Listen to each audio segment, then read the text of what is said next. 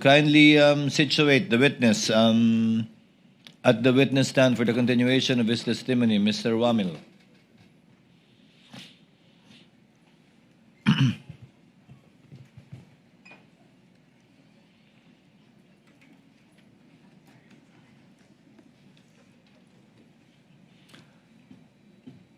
Mr. Wamil, I would like to remind you that you will be continuing with your testimony under the same oath that was administered to you the other day.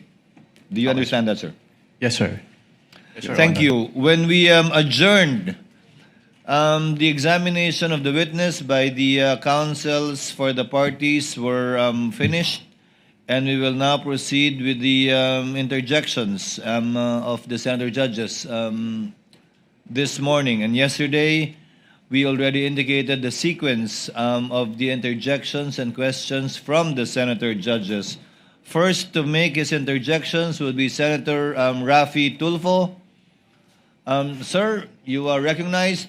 You have 2 minutes and you may proceed when you're ready. Your Honor, may I be recognized first? Yes, what is the pleasure of the Honorable Chua? Your Honor, may we request the counsel for the prosecution, Attorney Kapunan, be recognized, Your Honor. The counsel for the panel of prosecutors, Attorney Lorna Kapunan, the designated handling counsel for this witness, may situate herself also accordingly. Thank you, Your Honor. Same appearance. Good morning. Good morning, Attorney Lorna. Senator Tulfo, Raffy, you may proceed, sir, when you're ready. You have 2 minutes, sir.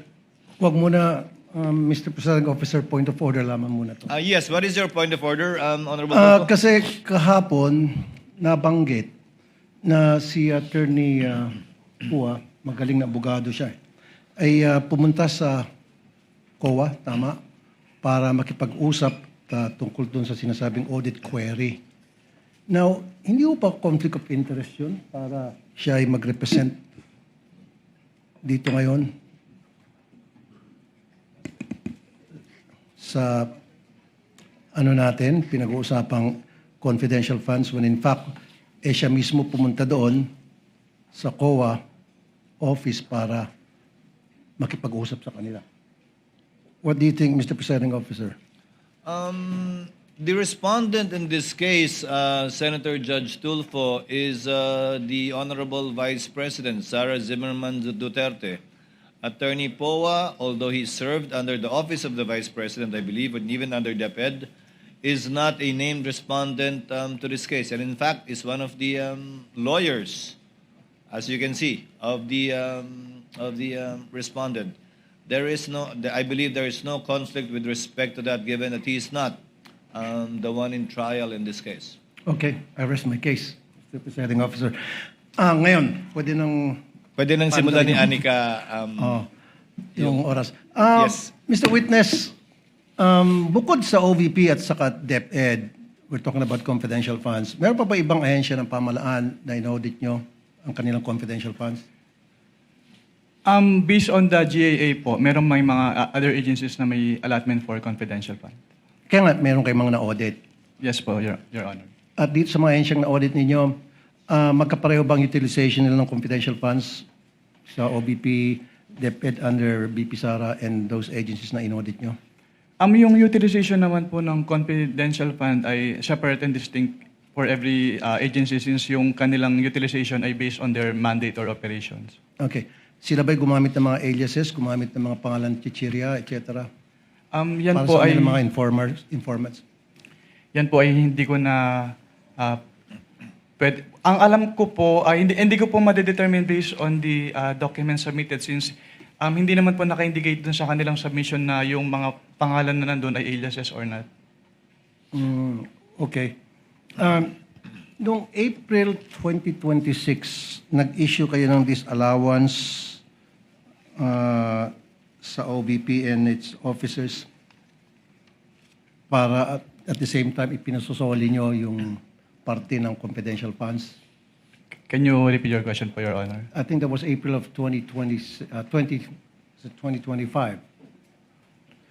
Nag-issue kayo ng, pinasusoli nyo ilang parte ng confidential funds ng OVP. I do not have personal knowledge na po about yan since wala na po ako sa ICFAO noong February 12, 2023 po. Okay. Anong reason ba't pinasusoli yung parte ng confidential funds na disallowed?